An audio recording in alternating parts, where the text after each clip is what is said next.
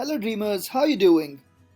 All of those guys willing to immigrate to Canada in this year, this video would be very interesting for you as I would tell you the cost of applying Canadian PR in this year of 2020. In this video, we would talk about money that you would spend in different stages of your application. Even a small amount of money like courier charges would be counted as well. Also, there's a big sum of money that you need to show as proof of funds. I will talk about that as well. So if you're a single applicant or want to immigrate with your spouse, or even if you have a kid, I will tell you the total amount of money needed in all such cases. So if you're interested, stay tuned. Hello everyone, I am Shitanshu from Dream Abroad and I regularly upload Canadian immigration and lifestyle videos. So if you haven't subscribed my channel yet, please click the subscribe button and don't forget to press that bell icon so you don't miss any of my videos. Okay. I've divided the complete process of applying the Canadian PR through the Express Entry system into 6 simple steps. The first step is your education assessment. There are a couple of bodies or organizations through which you can get that done, and WES is one of them. The second step is your language proficiency test. You can appear for IELTS, CELPIP, or maybe a French language test. The third step is creating your Express Entry profile. You have to give a lot of information to the Canadian government while creating your profile. The fourth step is actually collecting the documents. So we would talk about the amount of money that you would spend in doing the medical examination, in getting the police certificates, etc. The fifth step is submitting your visa application. So you need to give some amount of money or pay the fees to the Canadian government while you're submitting the visa application. The sixth step is your visa stamping. So you need to pay some amount of money at the VFS centers. And after that, I would also tell you about the proof of funds, the amount of money that you need to have in your bank accounts as savings. And towards the last, I would tell you the total amount of money that you would end up spending in the complete process of applying the Canadian PR.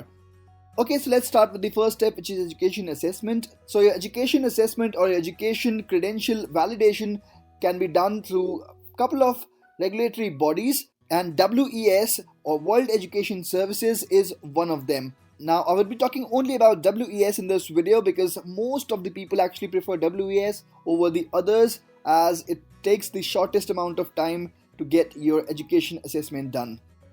Okay, so this is the official website of World Education Services or WES. Here, if you scroll down on this web page, you'll find the fee is $220 Canadian, and that is for 1 degree. If you have more than 1 degree, then you have to pay more, and you don't have to pay the tax. And there's a standard fee of $10 for the standard delivery. Most people choose this delivery option. So in total, the fee for WES would be $230 Canadian. Okay, so now we know that the WES fee for a single applicant would be around $230. The courier fee would be around $30. Now it does depend that where you're sending this courier from. If you're sending it from different parts of the world, it might differ a bit. Also, you need to spend some amount of money in getting the transcript and getting that transcript delivered. So you need to pay a small amount of money in your universities as well. And that also might differ, but it won't differ much. I've mentioned it as $40. So overall, you would be spending $300 in total if you apply through WES.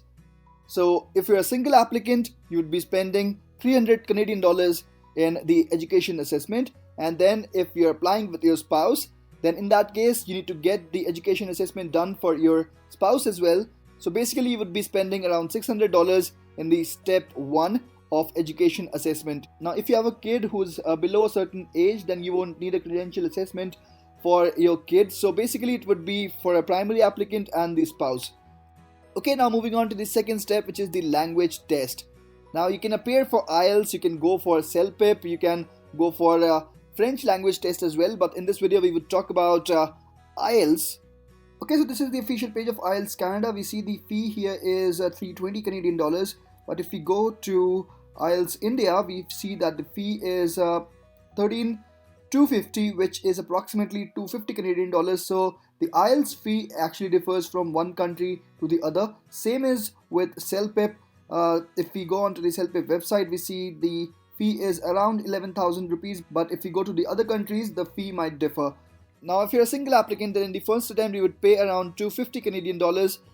You might be very good in English, but still most of the times I've seen that people have to give the second attempt because they do get 6.5 bands in one of the sections. So in that case, if you tend to give the second attempt, then $250 more, which would cost you around $500 in total for IELTS. Similarly, if you have a spouse as well, then the primary applicant would end up spending around $500. But in most of the cases, if the spouse actually scores lesser, then it's not a problem. So even if your spouse gives the first attempt, then it would be something around $750. Now again, I would repeat the same thing, that it would differ from one case to the other. If you are getting good bands in the first attempt itself, you would save $250.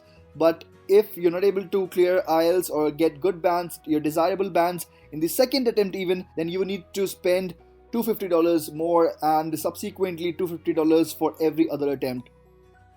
Okay, now let's moving on to the third step, which is creating your Express Entry profile. Thankfully, this step is free of cost. You don't have to pay a single penny. Just have to go to the official website of Government of Canada and create your profile over there.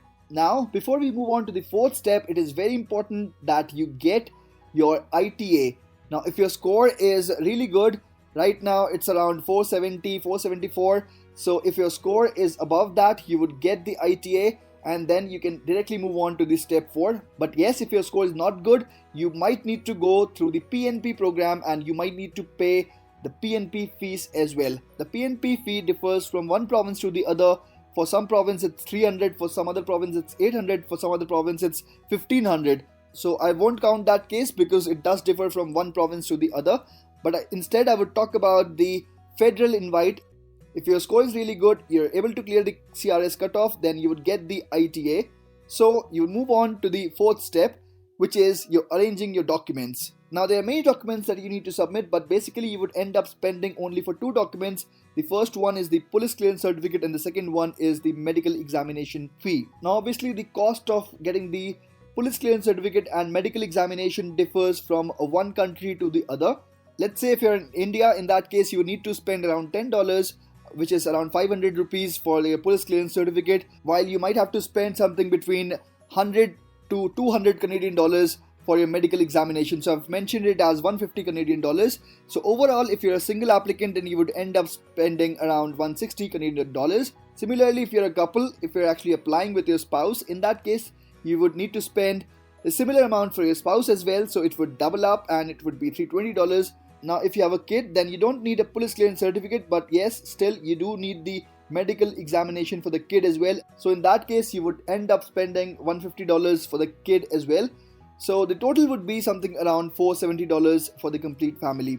Okay, so now let's talk about the fifth step, which is submitting your application. So once you have got everything ready, you have your documents with you as well. So now finally you have to pay a certain amount of fee to the Canadian government to process your application. So that fee is 1,040 Canadian dollars. So if you're a single applicant, you would spend 1,040 Canadian dollars. If you're applying with your spouse as well, in that case, you would end up spending double the amount, which is 2,080 Canadian dollars. If you're applying with your spouse and a kid, in that case, you need to spend $150 for the kid and 1,040 for the spouse. So the total would be 2,230 for the complete family. So that is the amount that you would end up spending in the fifth step. Okay, so now let's talk about the last step, which is the visa stamping. So once you've got the PPR or the golden mail, then you're supposed to go to the visa office, submit your passport to get your passport stamped for the Canadian visa. Now even this fee might differ from one country to the other. In a country like India, you would spend something around 20 Canadian dollars for a single applicant, and obviously it would be double if you're applying with your spouse, and it would be triple if you're actually applying with a child. So if you're a family of 3, you would end up spending around 60 Canadian dollars for the sixth step. Okay, so now let's talk about the proof of funds. So you need to have a certain amount of money in your account, and you need to prove that to the Canadian government that you have that amount of money to survive in the initial days of landing in Canada. And this list has just been updated on the 1st of January 2020. So if you're a single applicant, you would need around 13,000 Canadian dollars. If you are a family of 2 people, that means you're applying with your spouse. In that case, you would need around 16,135 Canadian dollars to be exact. If you're a family of 3 people, in that case, you would need something around 20,000 Canadian dollars, and so on. Okay, now the moment of truth, the grand total. So if you're a single applicant, you would probably spend something like this amount in each step of your PR process. So total expenses at the end of the process would be 2020 Canadian dollars. Wow, what a number! Exactly the same as the year. And you should have a savings of around 13,000 Canadian dollars. Now you might be watching this video from different parts of the world. You can convert it as per the foreign exchange rate of your home country's currency. I know that I've got a lot of Indian viewers, so I've converted this amount in INR as per the current forex rates, and the total would come up to what I've mentioned here. If you're applying with your spouse, then obviously you would be spending almost the double amount, and the total would come up to be slightly lesser than double the amount of a single applicant. So the total expenses would be something like 3,800 Canadian dollars, and the savings would be 16,135 Canadian dollars. Okay, if you're a family of 3, in that case you would actually be spending something like this in each step. So the total expenses would come up to be something like 4,100 Canadian dollars, and the savings that you need to have is close to 20,000 Canadian dollars. So these are the grand totals of 3 different cases. If you have 2 kids, in that case there would be a little more expenses and you need to have more savings. But before I end this video, I want to be very specific in respect to the assumptions that I've made during this video. You might appear for a language test in different parts of the world. The prices differ from one country to the other, and also you might be able to clear that test in 1 or maybe more than 2 attempts, so the total would differ accordingly. Apart from that, I haven't counted any fee for the immigration lawyer for the different consultancies, or maybe if you want to go for any IELTS coaching. Also, if you have lived in other countries for more than 6 months, then you need to pay for the police clearance certificates of those countries as well. So that would all be additional. And I now hope that through this video you would have an idea of the overall expense and the savings that you need to have with you before starting the process.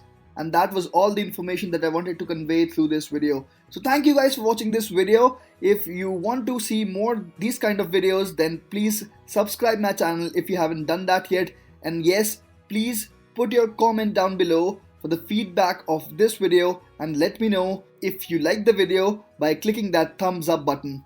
Thanks again for watching this video.